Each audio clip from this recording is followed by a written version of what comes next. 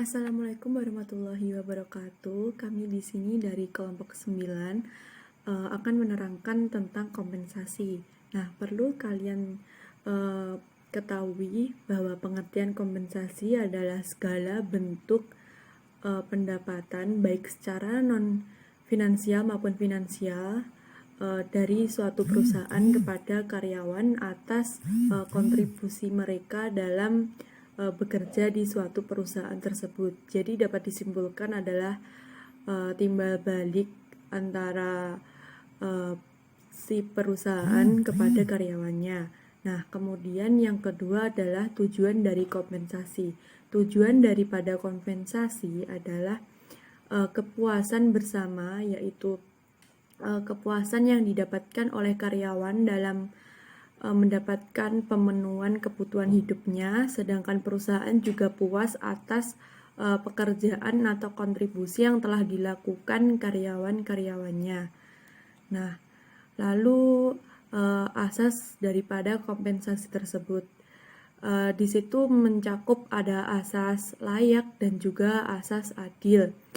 Asas adil yaitu kompensasi yang diberikan perusahaan adil bagi pekerja-pekerjanya, yaitu dalam jabatan-jabatan mereka, lalu profesi-profesi mereka itu adil, maksudnya sesuai dengan kriteria-kriteria dan ketetapan yang ada dan tidak melenceng dari perundang-undangan.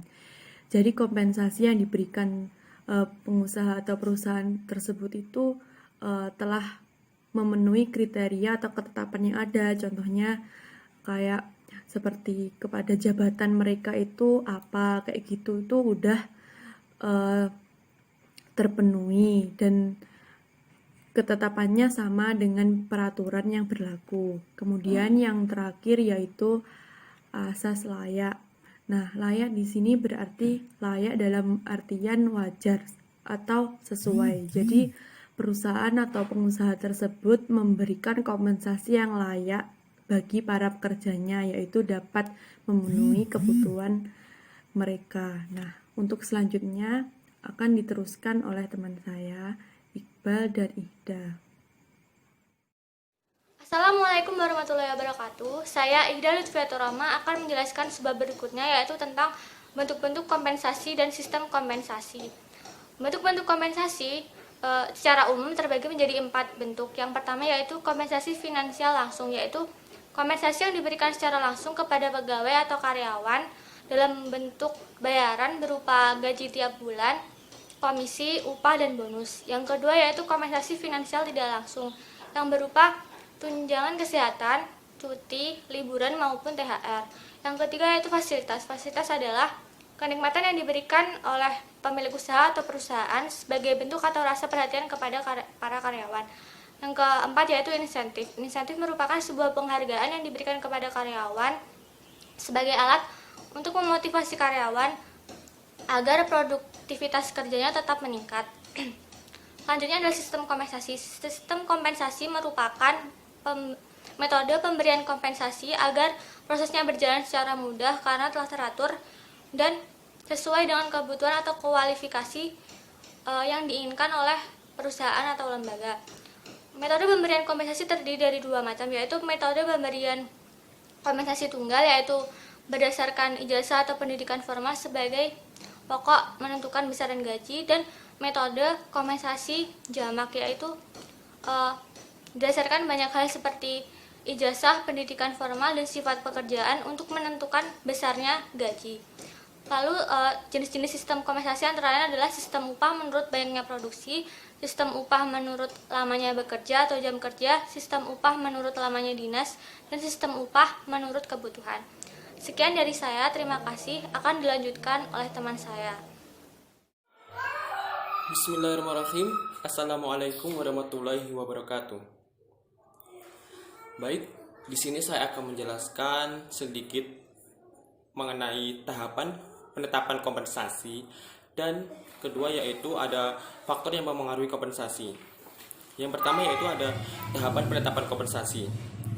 Proses penetapan kompensasi tentu membutuhkan langkah-langkah agar lebih terstruktur dan mempermudah penjelasannya. Adapun tahapan utama dalam menetapkan manajemen kompensasi menurut Wheeler and Davis sebagai berikut.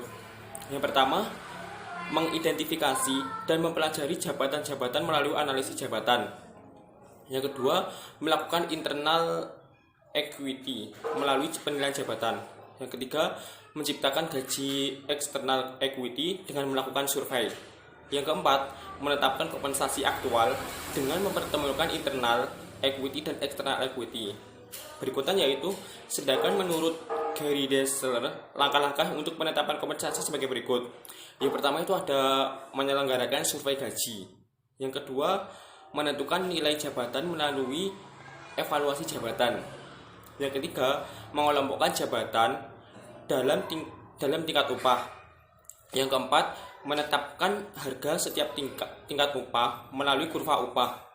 Dan yang terakhir ada menyempurnakan tingkat upah. Menurut Nitti Semito tahun 1996, dalam proses penetapan kompensasi perlu diperhatikan bahwa terdapat beberapa syarat yang dipenuhi agar kepuasan kerja karyawan dapat terpenuhi, yaitu sebagai berikut syaratnya. Harus dapat memenuhi kebutuhan minimal. Yang kedua, harus dapat mengikat. Yang ketiga, harus dapat menimbulkan semangat dan kegairahan kerja. Yang keempat, harus adil. Dan yang terakhir yaitu komposisi dari kompensasi yang diberikan harus diperhatikan. Yang kedua yaitu faktor yang mempengaruhi kompensasi tersebut. Di sini ada faktor-faktornya. Yang pertama yaitu ada faktor produktivitas. Penjelasannya bisa dilihat di makalah ya teman-teman. Yang kedua itu ada kemampuan untuk membayar. Yang ketiga, kesediaan untuk membayar. Yang keempat, permintaan tenaga kerja. Yang kelima, organisasi karyawan. Dan yang terakhir yaitu berbagai peraturan dan perundang-undangan. Terima kasih, sekian penjelasan dari saya. Bila ada salah kata mohon maaf. Wassalamualaikum warahmatullahi wabarakatuh.